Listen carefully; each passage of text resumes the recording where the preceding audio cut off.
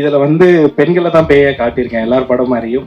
But ஆனா எல்லா படம் மாதிரி பயங்கரமா சிஜி பண்ணி ரொம்ப டக்குன்னு மூஞ்சி கிட்ட வந்து மறைஞ்சு போறது அந்த மாதிரியான விஷயங்கள்லாம் பண்ணல.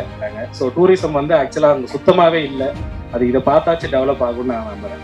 இந்த படத்துல நீங்க பாத்தீங்கன்னா எல்லாமே வந்து உண்மைக்கு நெருக்கமா தான் இருக்கும், உண்மையா தான் இருக்கும். இப்போ பேய் அழுவுதுன்னா டெக்னீஷியன் ஃபுல்லா இருக்கீங்க, படத்தில் நடிச்ச நடிகர்கள் யாருமே வரலையே, என்ன விஷயம்? இல்லைங்க, என்ன இருந்தாலும் நீங்க ஒரு படம் பார்க்கும் போது இங்க ஜேசன் வில்லியம்ஸ் கேமரா பிடிச்சிட்டு இருக்காரு, இங்க ரோஹித் கட் பண்ணியிருக்காருன்னு பார்க்க போறது இல்லை. ஸோ அந்த ஆர்டிஸ்ட்டை தான் பார்க்க போறீங்க. ஸோ எப்பவுமே ஒரு ஈவெண்ட் வந்து வித்தவுட் த பேக் போன், எந்த மசிலோ எந்த டெண்டனோ ஒன்றும் பண்ண முடியாது. ஸோ பேக் போனா இருக்கிற கோர் டீம், அதாவது ஆஃப் ஸ்கிரீன் ஹீரோஸை வச்சு என்னோட படம் ஃபர்ஸ்ட் ஸ்டார்ட் ஆகணும்னு நினைச்சேன். அதனால தான் இங்கே டெக்னீஷியன்ஸ் மட்டும் இருக்காங்க. ஸோ அதுதான் பார்த்தீங்கன்னா. ரெண்டாவது வந்து நீங்க வந்து பிசியோதெரபி படிச்சிருக்கீங்க, முழுக்க முழுக்க அது வந்து அறிவியல் சார்ந்த விஷயம். கண்டிப்பா. ஆனா நீங்க படம் எடுத்துருக்கிறது அறிவியல் சாராத விஷயம். அறிவியல் சாராத விஷயம். ஆமா, கண்ணிங்கிறது பில்லி சூனிய பேய் ஆவிங்கிறதெல்லாம் எப்படி நீங்க அறிவியல் ஓட்டுட்டு மாறாங்க போனீங்க? அறிவியல் எப்பவுமே அறிவியல் மட்டும் தனியா இருந்தா அதை யாரும் கண்டுக்க மாட்டாங்க. இந்த பக்கம் வந்து இந்த மாதிரியான அமானுஷங்களும் இருக்குதுன்னு சொல்லும் போது மட்டும்தான் பேசுவாங்க. நம்ம இந்தி திணிப்புன்னு சொல்றோம் இல்லைங்களா, அது தமிழ் மொழிக்கு நம்ம பற்று அதிகமா இருக்கிறதுனால நிறைய பேர் போராடுறது இல்லை. அதெல்லாம் கொஞ்சம் பேர் தான் பண்றாங்க. ஹிந்தி உள்ள வரக்கூடாதுன்னு தான் பாதி பேர் போராடுறாங்க. ஸோ ரெண்டுத்துக்கும் வித்தியாசம் இருக்கு. அறிவியலையும் நம்பணும், அமானுஷங்களை ஒரு பொழுதுபோக்கா எடுத்துக்கணுமே தவிர அதை நீங்க ரொம்ப நம்ப தேவையில்லை. ஸோ நானும் அதை நம்ப மாட்டேன். எனக்கு பேய் நம்பிக்கை கிடையவே கிடையாது சுத்தமா. பட் இந்த படத்தை வந்து எந்த அளவுக்கு இருந்துச்சுன்னா எப்படி இருக்குன்ற ஃபார்மேட்ல தான் எடுத்திருக்கேன். ஸோ அதை அச்சீவ் பண்ணியிருக்கேன்னு நினைக்கிறேன். எல்லா படத்துலயுமே பெண்களை தான் பேய காட்டுவாங்க, இந்த படத்துல நீங்க ஆண்களை தான் காட்டியிருக்கீங்களா? இதுல வந்து பெண்களை தான் பேய காட்டியிருக்கேன் எல்லார் படம் மாதிரியும். பட் ஆனா எல்லா படம் மாதிரி பயங்கரமா சிஜி பண்ணி ரொம்ப டக்குன்னு மூஞ்சி கிட்ட வந்து மறைஞ்சு போறது அந்த மாதிரியான விஷயங்கள்லாம் பண்ணல. இப்போ ரியல் லைஃப்ல நீங்க தனிமையா இருக்கும்போது, உங்களுக்கு நீங்க பெட்ரூம்ல இருக்கும்போது ஹாலில் யாரா நடந்து போனா என்ன மாதிரியான ஒரு பயம் கொடுக்குமோ, ஸோ அந்த மாதிரியான ஒரு லைவ்லி ஃபீல்ல தான் இருக்கும். நீங்க பாத்தீங்கன்னா பேய நேரா உணர்ற மாதிரி தான் இருக்கும். ஸோ அதை தாண்டி பேயை மட்டும் காட்டல, படத்துல வந்து இந்த சப்த கன்னிகள்னு சொல்ற அந்த 7 கிராம தேவதைகளையும் காட்டியிருக்கேன். ஸோ அது வந்து படத்துல ஒரு ரொம்ப முக்கியமான தொகுப்பா இருக்கும். அதையும் நீங்க பார்க்க தான் போறீங்க. சார் இங்க இங்க இங்க இங்க இங்க சார், சொல்லுங்க. நீங்க வந்து திருவண்ணாமலை மாவட்டம், நீங்க அந்த கதையெல்லாம் தெரிஞ்சு வச்சிருந்துதான் இந்த கதையை எடுக்கிறீங்களா? கன்னிமார்கள் கதை அங்க போனோம்னு சொன்னோடனே மாமிசம் சாப்பிடக்கூடாது அதெல்லாம் சொன்னாங்கன்னு சொன்னீங்க. ஆமா, அப்ப அந்த கதையை பத்தி நீங்க தெரிஞ்சு வச்சிருந்து தானே இந்த கதை ஸ்கிரிப்ட் பண்ணிருக்கீங்க? ஆமாங்க. அதாவது வடபழனியில இருந்து தாம்பரத்துக்கு கேள்வி கேட்கற மாதிரி இருக்கு. பட் ஆனா ரெண்டுமே சென்னை தான். சோ நான் திருவண்ணாமலையில ஆர்னில இருக்கேன், திருவண்ணாமலை டிஸ்ட்ரிக்ட்ல. பட் ஜவாது மலை வந்து வேற எங்கேயோ ஒரு 40 கிலோமீட்டர் தள்ளி இருக்கு. இல்ல அதை பத்தி கதையை தெரிஞ்சு வச்சிருந்துதான் ஸ்கிரிப்ட் எழுதினீங்களான்னு கேட்க. அது வந்து சின்ன வயசுல வந்து பாத்தீங்கன்னா நாங்க இருக்கும்ல. ஆமா ஆமா கண்டிப்பா, அதுதான். சோ சின்ன வயசுல வந்து பாத்தீங்கன்னா எனக்கு இந்த மீன் பிடிக்கிறது ரொம்ப பிடிக்கும். சோ ஃப்ரெண்ட்ஸோட சேர்ந்து வந்து நாங்க ஒரு குளத்துக்கு மீன் பிடிக்கலாம் போயிட்டு இருப்போம். அங்க போகும்போது ஒரு நாள் வந்து எங்க வீட்டுல வந்து போட்டு கொடுத்துட்டாங்க யாரோ. சோ அப்பதான் சொன்னாங்க அது வந்து கன்னிகள் குளம், அங்க போனா வந்து கண்ணி அடிச்சிரும், போகக்கூடாது அப்படி இப்படின்னு சொன்னாங்க. அதுக்கப்புறம் தான் அங்க நான் நிறைய வாட்டி போக ஆரம்பிச்சேன்.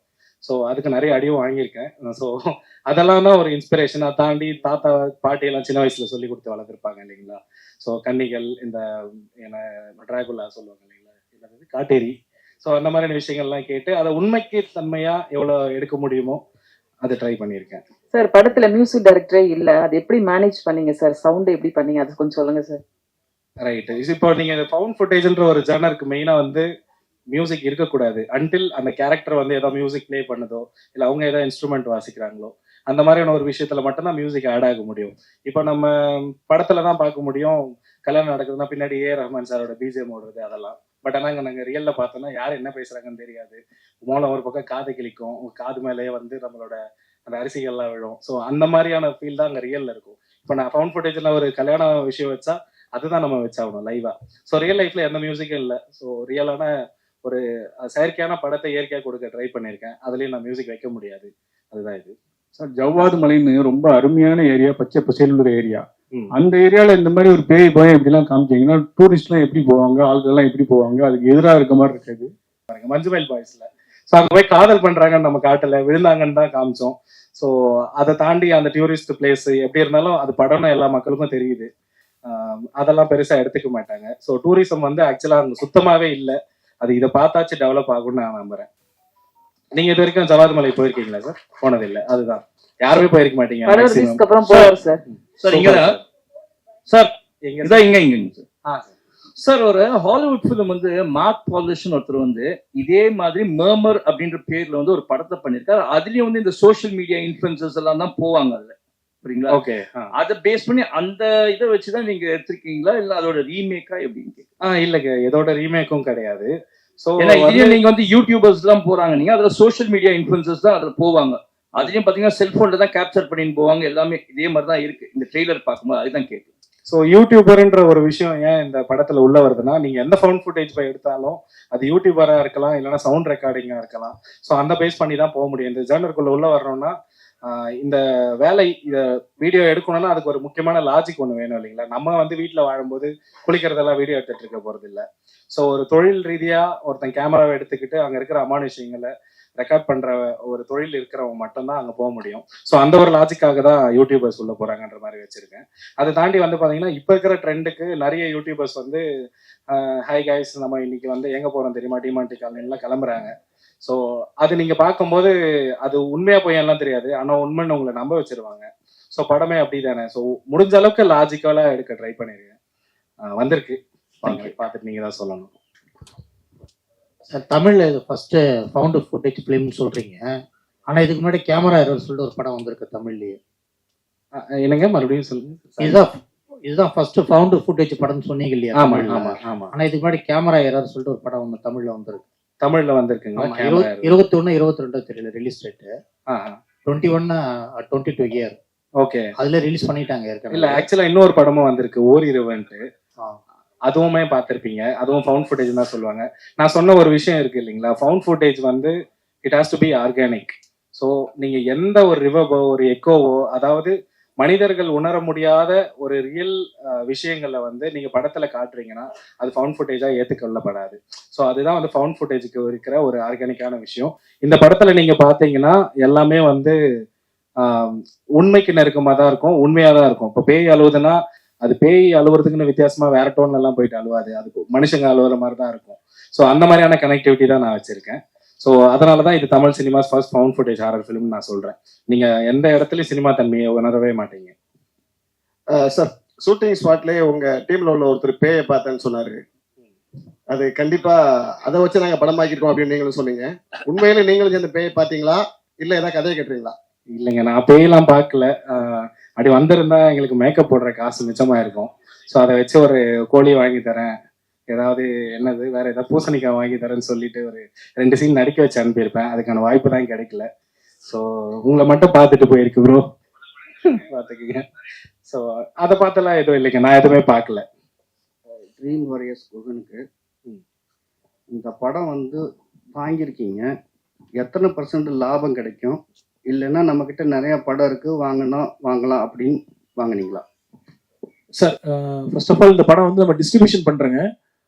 லாபம் நோக்கத்தை மைண்ட்ல வச்சு இந்த படத்தை நம்ம கமிட் பண்ணவே இல்லை. இந்த படம் வந்து ஒரு எக்ஸ்பீரியன்ஸ் ஃபார் எல்லா தியேட்டர் ஆடியன்ஸுக்கும். ஸோ நியூ கான்செப்ட்ல வரப்போ இந்த மாதிரி ஃபவுண்ட் ஃபுட்டேஜ்ல வர கான்செப்ட்ல வர படத்தை வந்து என்கரேஜ் பண்ணணும். அதுவும் இல்லாமல் புது டீம் வந்திருக்காங்க. இந்த மாதிரி புது டீமுக்கு இப்போ எங்களை மாதிரியான ஒரு டிஸ்ட்ரிபியூஷன் டீம் சப்போர்ட் பண்ணாம வேற யாரும் பண்ண முடியாதுங்கிறதுனால உறுதியா இந்த மாதிரி டீமுக்கு நாங்கள் கூட இருக்கணுங்கிறதுக்காக தான் இந்த படத்துக்கு சப்போர்ட் பண்றோங்க. அப்போ 2வது கேள்வி தான் சரியா இருக்கும் இல்லையா? பணம் நிறையா இருக்கு, பண்ணலாம். இல்ல நான் தான் சொன்னேன், டிஸ்ட்ரிபியூஷன் சொன்னேங்க. இது லாபம் நோக்கத்தை தாண்டின ஒரு படமா தான் இருக்கு. இந்த படத்து மேல வச்சிருக்கிற ஒரு நம்பிக்கைன்னு நம்ம சொல்லலாம். அது இல்லாம இந்த மாதிரி நியூ ஜானரே வந்து இன்னைக்கு கொண்டு வர டீம்ஸ் ரொம்ப லிமிட்டட் தான். நீங்க பாத்தீங்கன்னா இது வந்து 100% ஃபவுண்ட் ஃபுட்டேஜ்ல பண்ணிருக்காங்க. ஸோ அதுவே வந்து இது இப்போ ரீசெண்டாக வரல, 100% ஃபவுண்ட் ஃபுட்டேஜ்ல வரல. நிறைய நீங்க சொன்ன ரெஃபரன்ஸ் பண்ண படம் எல்லாமே வந்து லிமிட்டடான ஃபவுண்ட் ஃபுட்டேஜ் தான் பண்ணியிருக்காங்க. பாதி ஃபவுண்ட் ஃபுட்டேஜ் இருக்கு, லெஸர் தென் தட் தான் இருக்கு. இந்த ஜானரே பார்த்தீங்கன்னா கிட்டத்தட்ட கேனபிள் ஹாலோகாஸ்ட்னு சொல்லி போட்டு 1980s ஒரு இட்டாலியன் டைரக்டர் பண்ணார். அவர் பண்ணதுக்கு அப்புறம் தான் இந்த கான்செப்டே வந்துச்சு. ஆனா இப்போ வரைக்கும் நாட் மெனி ஃபிலிம்ஸ் தமிழ்ல வரவே இல்லை படம். அதுதான் அதுல இருக்கிற முக்கியமான ஒரு விஷயம். இந்த படம் நாங்க கமிட் ஆகிட்டு டிஸ்கஸிங் அப்பவே வந்து நிறைய பேர் டிஸ்கஸ் பண்ணாங்க. நிறைய எங்க அப்கமிங் ஏடிஸ் அண்ட் டைரக்டர்ஸ் வந்து நாங்க ஃபவுண்ட் ஃபுட்டேஜ்ல ஒரு படம் பண்ணணும்னு எங்களுக்கு ஒரு இன்ட்ரெஸ்ட் இருந்துச்சு. ஸோ நீங்க கொண்டு வரீங்க அப்படிங்கிறது தான் ஒரு வெல்கமிங் டிஸ்கஷனா இருந்துச்சு. தேங்க்யூ.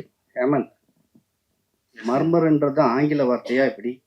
ஆமாங்க, ஆங்கில வார்த்தை. எங்க இருக்கீங்க? ஓகே. என்னன்னா மர்மர்ன்றது ஒரு முணுமுணுப்பு, ஒரு சின்ன ஒரு இது, அந்த சைலண்டானதுல திகில் ஏற்படும். கண்டிப்பா.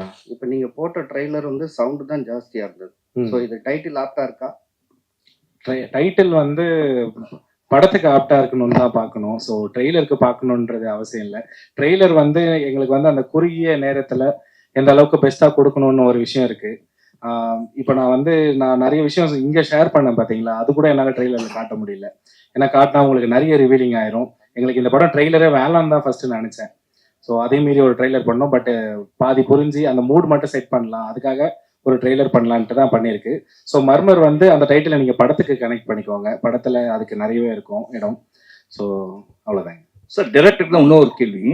சார், இந்த ஜவாது ஹில்ஸ்ல வந்து இந்த அட்டாமிக் மினரல் இவங்க இருக்காங்களா சார், டைரக்டரேட், அவங்க வந்து ஒரு ரெஸ்ட்ரிக்ஷன் போட்டுருந்தாங்க. ஏன்னா அங்க யுரேனியம் இருக்குது அப்படின்றது ஒரு ரிசர்ச் ஒன்று போயிட்டு இருக்கு. Still it is under research. அங்க உள்ள வந்து பெர்மிஷன்ஸ் கிடைக்கிறது ரொம்ப கஷ்டம். Was it easy to avail the permission? அங்க உங்களுக்கு ஷூட்டிங் கொடுத்தாங்களா ஈஸியா? கொடுத்தாங்க. ஆக்சுவலா நீங்க சொல்ற விஷயம் அப்படி இருக்கான்னு எனக்கு தெரியல. ஏன்னா அங்க யுரேனியம் இருக்குதுன்றது ஒரு இது இருக்கு சார். அதனால வந்து அட்டாமிக் ரிசர்ச் இருக்கு இல்லைங்க, அவங்க வந்து மினரல் அந்த டைரக்டரேட் வந்து அவங்க பெரிய ஆஃபீஸே ஒன்று போட்டு ஒரு கேம்ப் போட்டுட்டு அங்க ரிசர்ச் பண்ணிட்டு இருக்காங்க. அதனால சாதாரணமா டூரிஸ்ட் போறவங்களே வந்து சில இடத்துக்குலாம் அலோவ் பண்ண மாட்டாங்க. நீங்க இந்த அளவுக்கு ஷூட் பண்றதுக்கு எப்படி விட்டாங்கன்றதுதான் ஆக்சுவலா ப்ராப்பரா பர்மிஷன் வாங்கணும். ஸோ பட் ஆனா கொஞ்சம் டைம் ப்ராசஸா இருந்தது. எல்லாமே ஒரு மாசம் கிட்ட பர்மிஷனுக்கு சுத்தி அதுக்கப்புறம் வாங்கணும். நான் வந்து ஃபர்ஸ்ட் லொகேஷன் பாக்குறதுக்கே நிறைய பிளேசஸ் போய் பார்த்தேன். ஊட்டிலாம் போனா சிங்கம் கடிச்சிரும்ன்றாங்க, வேற எங்கேயாச்சும் போனா புலி அடிச்சிரும்ன்றாங்க.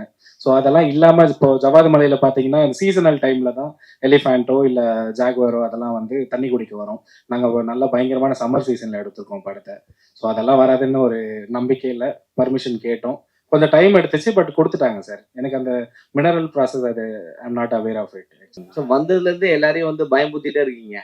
சீட் நுனியில உட்கார வைப்போம், இதுவாயிடும் அப்படின்னு சொல்லிட்டு இருக்கீங்க. சில ஒரு சவுண்டே இல்லாத படம் ஃபர்ஸ்ட் சொல்லியிருக்கீங்க. இது எந்த அளவுக்கு பேய், ஃபர்ஸ்ட் ஸ்டார்டிங் சொல்லிட்டீங்க அது உண்மையும் இல்லைன்னு சொல்லிட்டு, இது எந்த அளவுக்கு பயம் பொறுத்துன்னு நினைக்கிறீங்க? ஏன்னா இப்ப இருக்கிறது எல்லாருமே வந்து பேய்களை வந்து காமெடி ஆக்கிட்டாங்க. கண்டிப்பா. ஓகேவா? நீங்க போஸ்டர் போட்டிருக்கீங்க, எனக்கு பார்த்த உடனே ஒரு இதுவாக தான் இருந்தது, என்னடா இப்படி போட்டிருக்காங்கன்னு சொல்லிட்டு. ஸோ எந்த அளவுக்கு நீங்க பயம் பொறுத்துவீங்கன்றீங்க? ஏன்னா இதுக்கு முன்னாடி இதே மாதிரி எங்க படம் வந்து 2000 கோடி அடிக்கும்னு மேடையில சவால் விட்டவங்களாம் இருக்காங்க. அதுக்கப்புறம் புஷ்ன்னு போயிட்டாங்க.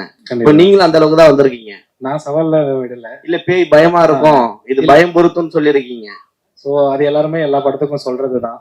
ஸோ பேய் படத்துல பயம் எதிர்பார்க்காம வேற என்ன எதிர்பார்க்க முடியும்னு எனக்கு தெரியல. சவுண்ட் இல்லாம பயம் பொருத்த முடியாது. சவுண்ட் இல்லாம படமும் இல்ல. சவுண்ட் இல்லன்னு யாரும் உங்க படத்துல மியூசிக் ஃபுல்லாவே கிடையாது. இல்ல மியூசிக் தான் கிடையாது, சவுண்ட் இருக்கு. சவுண்ட்னா இந்த ஊன் கத்துறது தானே, அது ஆக்சுவலா எல்லா படத்துலயும் இருக்கிறது தானே. எல்லா படத்துலயும் இருக்கிறது. ஆனா எல்லா படத்துலயும் மியூசிக் இருக்குதுல்ல. நீங்களே பேய் நம்பல, அப்படி இருக்கும் போது நீங்க மத்தவங்களை எப்படி பயன்படுத்துறதுக்கு பேயை உருவாக்கி இருப்பீங்க? நானே நம்பல. நான் நம்புற அளவுக்கு ஒரு விஷயம் கொடுக்கணும்னா அதுதான் இந்த படம். படத்துல எப்பவுமே வந்து ஒரு பேயை வந்து காட்டணும், ரிவீல் பண்ணவே மாட்டாங்க. ஆனா நீங்க ஃபர்ஸ்ட் போஸ்டர்லயே காட்டிட்டீங்க. ஏன் இந்த மக்களை ஈர்க்கிறதுக்காகவா இல்ல மக்களை ஏமாத்துறதுக்காகவா? நான் பேய் எதுவும் காட்டலீங்களே. போஸ்டர்லயே வந்து ஃபர்ஸ்ட் எடுத்தோடனே வந்து போஸ்டர் இருக்கிறீங்க, அது பயம்படுத்துற மாதிரி இருக்கு. அதான் கேட்கறேன், மக்களை இழுக்கிறதுக்காகவா இல்ல மக்களை ஏமாத்துறதுக்காகவா? இப்படிதான் இருக்கும்னு ஒரு எக்ஸாம்பிள் செட் பண்றேன். எப்படி இருக்கும்? எனக்கு நிறைய படம் வந்தாச்சு, நிறைய படம் நாங்க பாத்துட்டோம். சரிங்களா? நீங்க புதுசா எடுத்துன்னு சொல்றீங்க, ஆனா உங்களுக்கு வந்து பேய் நம்பிக்கை இல்லைன்றீங்க. ஆனா வந்து சில பேர் வந்து பேயை பார்த்தேன்னு சொல்றாங்க, அது நம்புறீங்க? நீங்க நம்ப வேணாம், கேட்கறதுக்கு காதுக்கு ரொம்ப நல்லா இருந்துச்சு. இல்ல நீங்க பிசியோதெரப்பி நீங்க சொல்றீங்க, அது டாக்டர் வந்து மேக்ஸிமம் நம்ப மாட்டாங்க எதுவுமே. சரிங்களா? உண்மையதான் நம்புவாங்க. ஆனா வந்து இப்ப நீங்க டைரக்டரா இருக்கீங்களா, கண்டிப்பா ஒரு நம்பிக்கை தன்மை இருந்தா தானே பண்ண முடியும் படத்தை. படத்து மேல ரொம்ப நம்பிக்கை இருக்குது, பேய் மேல எல்லாம் நம்பிக்கை இல்ல. அதை தாண்டி என் மேல நம்பிக்கை இருக்கு. டெக்னிக்கல் எல்லாரையும் ஏத்திருக்குன்னு சொன்னீங்கல்ல, நடிகர்கள்லாம் வந்து படத்துல தெரிவாங்கன்னு. எல்லாருமே தெரிஞ்ச நடிகர்கள் கிடையாது, புதுமுகம் தானே. புதுமுகங்களை ஏத்ததுக்கு என்ன கஷ்டம்? ஏன் நடிகர்கள் எதுவுமே ஒத்துழைக்கலையா? எங்களுக்கு கஷ்டம்லாம் இல்லைங்க. அதான் சொல்றேன் இல்லைங்களா, இது வந்து ஒரு மரியாதைக்குரிய ஒரு ஈவெண்டா நான் வந்து எல்லா படத்துல இல்லாத ஆஃப் ஸ்கிரீன் ஹீரோஸை கொண்டு வந்து நிறுத்தணும்னு நினைச்சேன். அதனாலதான் கொண்டு வந்து நிறுத்தினேன். எனவே நீங்க ஆர்டிஸ்ட் எல்லாம் பார்க்க தான் போறீங்க. நாங்க தியேட்டர்ஸ் விசிட் போவோம். ஸோ அந்த டைம்ல எல்லாரையும் கூட்டிட்டு போக தான் போறோம்.